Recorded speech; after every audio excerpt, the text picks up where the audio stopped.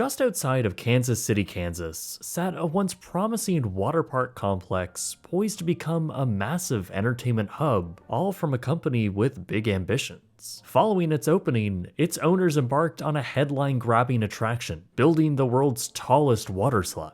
But after only 180 days of being open, tragedy struck, as the attraction, along with the park, grabbed headlines for a totally different reason. It would become a story which would metaphorically and literally hang over the park for years to come. What's up guys, my name is Jake, and in this 91st episode of Abandoned, let's take a look at Schlitterbahn, Kansas City. A water park that didn't just close because it had poor attendance or faced troubles from the pandemic, but actually closed because it faced a gauntlet of public scrutiny and relentless scandal. One which found its co-owner in handcuffs and eventually had left the park completely abandoned.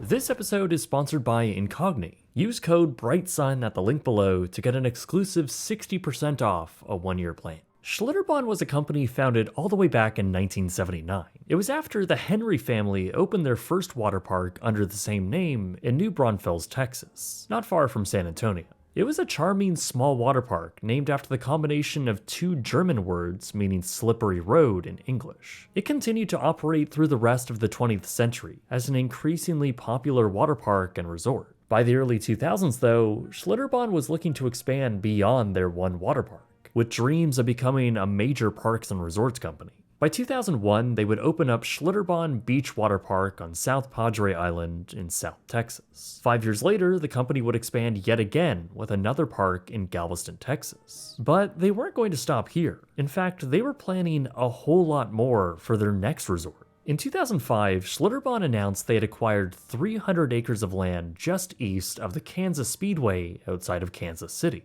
Their plan was ambitious, as the company was able to secure state funding to help construct a $412 million water park and resort complex, the first of its kind for the company and the first Schlitterbahn outside of Texas. It was called Schlitterbahn Vacation Village, and not only would it feature a massive signature water park, but also various hotels, including a collection of tree houses, themselves containing around 300 hotel rooms. A full river walk would also have themed structures lining it, adding another 400,000 square feet of retail space. The whole project was ambitious and highly themed, an exciting prospect for the area, with construction set to start in 2006 and an opening of 2009. This target date would continue to get pushed back, however, and the plans would continue to change. Now the park would be proposed as a $1.2 billion resort complex, complete with a futuristic-looking hotel along with highly themed retail corridors and a water park with an indoor structure that also featured a retractable glass roof. With the expansion of the project's scope, the state would now issue more than $400 million, mostly in the form of sales tax bonds. The state figured that this resort would become a destination which families from thousands of miles away would come to visit. And in fairness, the concept art showed a vibrant and high-quality development with the richest level of theming and immersion, unlike anything Kansas City or even Schlitterbahn had ever seen before. The project was also set to generate more than $3 million in annual property taxes and draw in more than 3.3 million visitors a year. With construction set for 2007 and an opening date of around 2008, oh no. Yeah, so while an official groundbreaking was held in September of 2007, not a whole lot was actually done. The existing structures on the land were demolished and the site itself was partially cleared. The whole site plan was once again revised, and the total investment for the project was reduced down to $750 million, now with the company even leaving the door open for a casino element. Elsewhere, a series of cabins and lakes were planned on the northern half of the site, while the actual design of the water park was finalized. But once again, the opening date was pushed back to 2009. This was communicated by Schlitterbahn as an intentional delay to ensure that by opening, they would have, quote, a big wow factor in 2009, rather than do something on a lesser scale and open in 2008. But the 2008 financial crisis certainly put new developments in a tough and limited position when it came to lending money. By 2008, the casino project, which had now become a part of the retail portion, had dropped out, while skepticism had grown across the community on whether or not the park would actually happen. Indeed it was though, as by later that year, construction was actually taking place on the water park itself. However, by this point, the Phase 1 plans had been dramatically, almost unrecognizably scaled down. The water park had now been reduced to just 24 acres, though it would still feature some of Schlitterbahn's signature attractions, like the Transportainment, a lengthy, lazy river-style rapid attraction, which also acts as transportation between slides. The company was still insisting, though, that the rest of the plan was going to be built, including that indoor section of the water park and all of the cabins, while also noting that they had plans to construct the world's tallest water slide.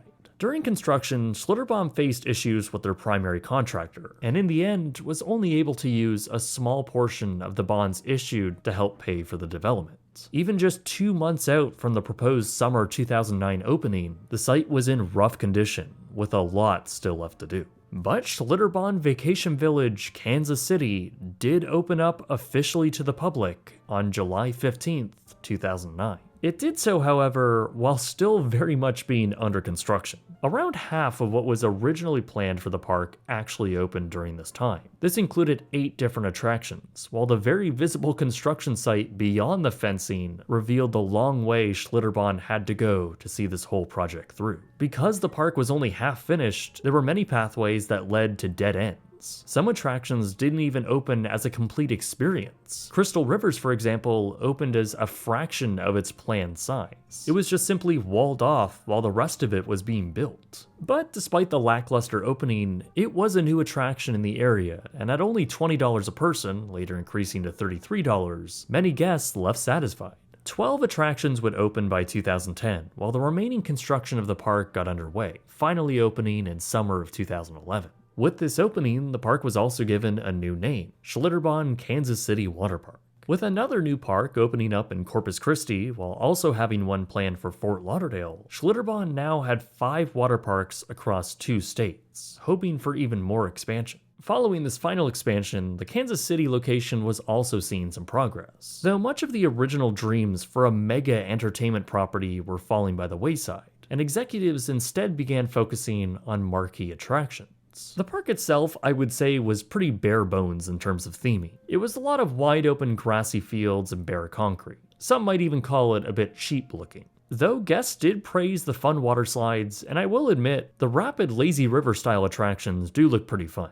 In the background, however, Schlitterbahn was working on something much bigger, something that would really grab headlines. In late 2012, the company announced the Mega Blaster Speed Slide, a 135-foot tall water slide, which would be, quote, the world's tallest, fastest, and most extreme water slide ever built. The idea originated from a proposal for a TV show, documenting the construction of such a bold idea. The man who came up with that idea was Jeff Henry, part of the Henry family, which of course owned Schlitterbahn. Jeff Henry also hired John Schooley, and both of them were essentially going to design it. Though it's important to note that both of them had no formal engineering or design background or credentials. But they had one clear vision, and that was to build something which had never been built before. Along with a team of engineers, they tested various scaled-down iterations of the track on a private plot of land near their headquarters. With the name Verruckt given, meaning insane in German, that TV show, which ultimately became the Travel Channel's Extreme Water Parks, captured the various failed attempts and trial and error. To make the attraction feel even more like a roller coaster, a second hill was designed on the track, though one which caused headaches, as during testing, rafts would begin to lift off the track. In a 2014 Smithsonian Magazine article, Schooley explained that, quote, we were sailing rafts out into space, basically. The actual thoroughness of the design was also questioned, as later revealed in criminal filings. Yes, I know that's ominous, we'll obviously get to that. An email Jeff Henry sent out to those on the project in late 2012 said, quote, I have to micromanage this, now. This is a design product for TV, absolutely cannot be anything else. Speed is 100% required, a floor a day, tough schedule, Jeff. By late 2013, Verruckt began to be built on-site at Schlitterbahn, Kansas City, a massive water slide which now dominated the skyline of the park. While the ride appeared to look complete, when further testing was done on the actual full-scale slide, it revealed that it needed some serious work. The primary hill the rafts needed to climb was deemed too steep, as testing revealed that the rafts had once again had a tendency to go airborne.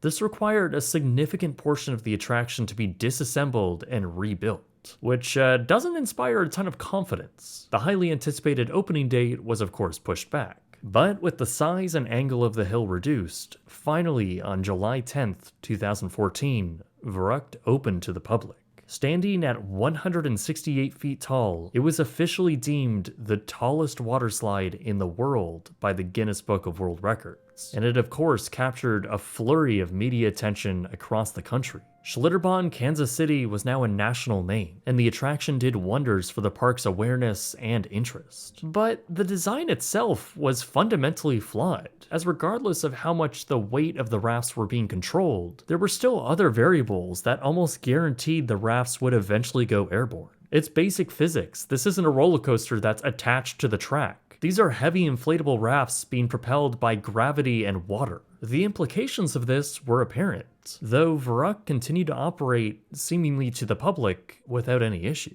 Internally, however, the park documented various instances where riders were injured by the attraction, around 13 documented cases.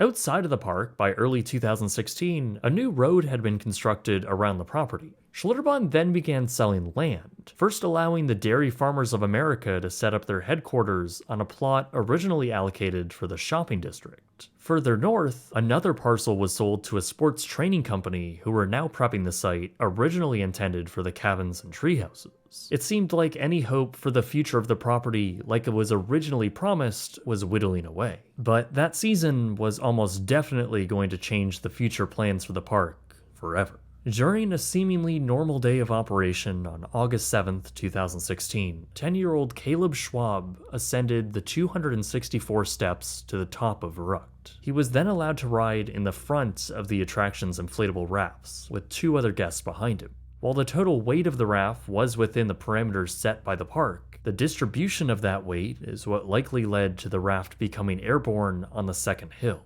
The inflatable raft, moving at a high rate of speed, struck the steel supports holding the netting above, killing Caleb. By all accounts, it was a horrifying situation for everyone involved, and a deeply tragic accident. Verruckt would once again make headlines around the world, putting the spotlight on not only the deeply upsetting accident, but how something like this could have even happened. Schlitterbahn would remain closed for 3 days following the death, and would ultimately reopen on August 10th. In fact, the park stated that the $3.5 million water slide would remain closed through the rest of the season. With the controversy hanging over the park, rightfully so, by November of the same year, the park announced that the attraction would never reopen again, and said it was their intentions to remove the massive slide. In the end, Verruckt had only operated for around 182 days since its grand opening. The park would ultimately reopen for the 2017 season, with Verruckt still standing, though shuttered. There were also a few other attractions also remaining closed. Verruckt in particular left a bad taste in many people's mouths, and its obvious presence loomed over the active park. Otherwise, it seemed like business as usual. However, investigators were hard at work in the background. By early 2018, a grand jury accused the Schlitterbahn Corporation, as well as the former director of operations at the Kansas Park, with several serious felony charges. John Schooley, the ride's designer, and Jeff Henry, the park's co-owner, were also later included, and were also facing serious charges, including involuntary manslaughter. 5 in total were being charged, with Jeff Henry officially arrested in March. The indictment, which I will link below, is a pretty scathing outline of how poorly managed and careless the Verruckt project had been handled. Whistleblowers also came forward, revealing evidence of how the park allegedly covered up safety incidents. It also came to many people's attention that Kansas is a very lax state when it comes to theme parks and regulations on them. When Schlitterbahn was first proposed back in the mid-2000s, they successfully lobbied the state government to pass a law that would allow them to perform their own safety inspections and not have to publicly release them. Caleb Schwab's father, however, just so happened to be a state representative. And after this very traumatic incident, he pushed to have that legislation changed, strengthening the overall strictness of inspections. When state inspectors actually went to the park, they found that many of the attractions were not in compliance with the newly changed legislation, which is why many of the attractions had remained closed. Schlitterbahn responded by saying that safety and maintaining our rides have always been at the forefront of our culture. As for the 5 who were formally indicted, well, 2 of the lower-level park employees were found not guilty, and the major charges against Jeff Henry, John Schooley, and the park's operation manager, Tyler Mills, well, they were ultimately dropped a year later. This was done after a motion was put forward to dismiss the case after prosecutors used segments of the Travel Channel's coverage of the development of the ride as evidence. The defense said it was highly fictionalized, and the judge eventually agreed. All 5 men who were previously charged were all set free. Schlitterbahn had already paid out settlements to the families and the victims of the incidents and had publicly stated that they welcomed the decision in court. While all of this was happening though, the park was operating normally through the summer of 2018. This year, however, with notably light crowds and a now rusting Verruckt still standing. Schlitterbahn Kansas City had closed for the season on September 3rd, 2018. Shortly after, the world's tallest waterslide finally began to be torn down. Schlitterbahn as a company, though, was in a bit of trouble. The Kansas incident was a PR nightmare, and the park as a whole saw a drop in attendance. Meanwhile, their park in Corpus Christi had a long string of issues stemming from unpaid bills. After just 3 years in operation, the company failed to pay off over $30 million in unpaid construction expenses. The bank would ultimately foreclose on the water park, and Schlitterbahn would lose control. While it was rebranded and attempted to continue operation, it would ultimately close by 2021, where it was subsequently demolished. It had only been built just 6 years prior. The company also had failed developments elsewhere. Their proposed Fort Lauderdale park never got off the ground and was ultimately canceled. Back in Kansas, the company ultimately decided not to reopen for the 2019 season, leaving the park dormant as they continued to sell off land to other businesses. The dream of a massive entertainment complex was now completely dead. As the park sat essentially abandoned, Schlitterbahn was in financial trouble, as documents showed that they had owed over $180 million to an investment firm who helped cover their legal expenses stemming from the 2016 incident. It could be interpreted by this debt that the company needed cash, and this might be why they began offloading their assets. In June of 2019, the company would agree to be acquired by Cedar Fair for around $261 million.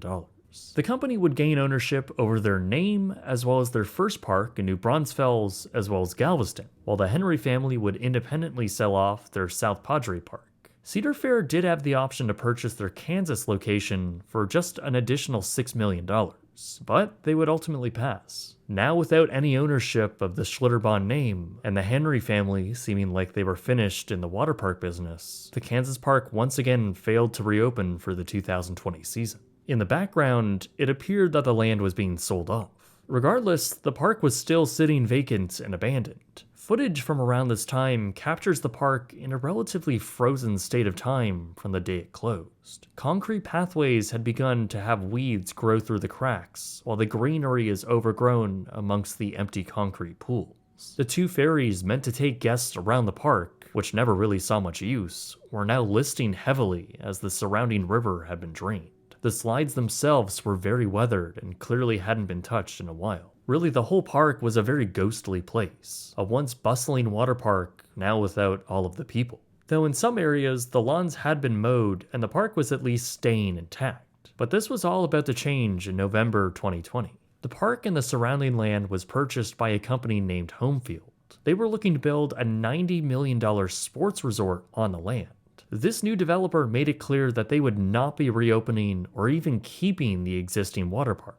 And by July of 2021, they had removed all of the existing slides and the majority of the vertical structures. All that remained was the cracking, stained foundations for the existing water attractions. Ultimately, the former Schlitterbahn property would be split up into multiple parcels, many cutting right through the former park. Those parcels of land would then start to develop, while the park was cleared and regraded in sections. Notably, this all took place in summer of 2022, when an RV sales lot occupied the southern portion of the site, while an apartment complex took over the eastern half, replacing the former entrance area. But the main parcel of land that occupied most of the park was adapted from a sports resort to a Margaritaville resort. Yes, I'm not kidding. This is the second abandoned theme park I have covered which has now been replaced by a Margaritaville resort. So this $150 million hotel property began in 2023, clearing pretty much all of the remaining parkland. But they didn't clear everything. In fact, because the Schlitterbahn land was cut up into so many different parcels, there are a few bits of it that are still undeveloped and a few reminders of the past. The parking lot, for example, is basically completely intact, now cracking away with no one using it. The street access leading to the new Margaritaville Hotel has now been cut off, while a section of the northeast corner of the lot was replaced by the apartment complex. Otherwise, everything still remains, including the walkways, trees, and even the foundation for the main sign, which now is significantly overgrown. That new hotel resort has taken over the majority of the park, but other large swaths of land have now been reduced to fields and retention ponds. However, there is one sliver of land on the northwest end of the site, which does provide some reminders of what once was. The guest pathways, as well as the foundations for the Cyclone, Twister, and Whirlwind water slides can still be seen. It's now the only remaining element of the park's past, though it doesn't seem like that will remain the case for very much longer, as the whole area is clearly being actively worked on. It's very likely that any trace of the water park will soon be erased forever. In the end, Schlitterbahn Kansas City only operated for a little over 9 years in total, or around 7 years as a completed park. The company went from a peak of around 5 operational parks in the mid-2010s, with a whole lot more ambition, to now a complete acquisition down to just 2 parks. And those parks now, while they are seemingly successful, well, they just became a Cedar Fair brand, now Six Flags. But it's really a tragic story for how they ended up under that flag.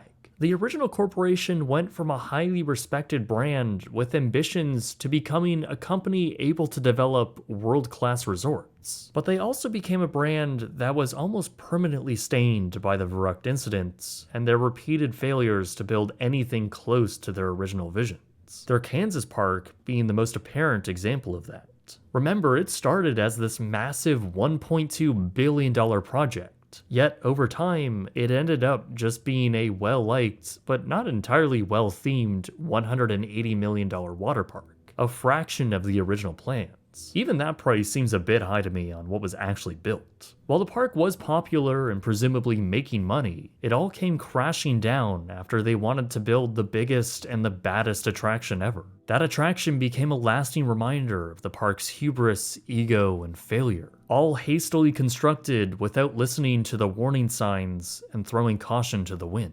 The end result was not only an unnecessary tragedy, but a systematic dismantling of the park's and company's reputation, one which would lead them to financial ruin, force them to scale down their overall efforts, and one which would leave this infamous park completely abandoned. No matter where you're going and what you're doing, your privacy is constantly at risk. Just by going about your normal day, your data is always being collected in the background.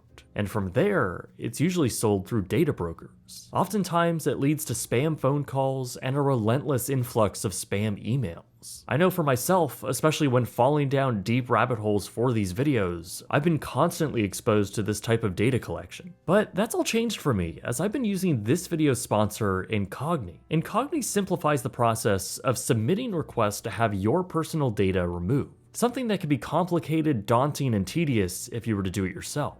All you need to do is sign up, grant them access to remove your data on behalf of you, and simply just watch the process. Since I signed up with them a few months ago, they've suppressed over 58 data broker sites, saving me an estimated 43 hours of time if I were to do it myself. Overall, I now have some more peace of mind that Incogni is taking care of submitting requests to malicious data brokers who are banking on you not doing anything about it. So it's a great service that makes personal data management incredibly simple. Plus, it's very affordable, which makes the deal so much sweeter. That's especially true when you use the link incogni.com/brightsun at the link below and use my code BRIGHTSUN. That will get you an exclusive 60% off a 1-year plan. Anyway guys, my name is Jake, and thank you very much for watching.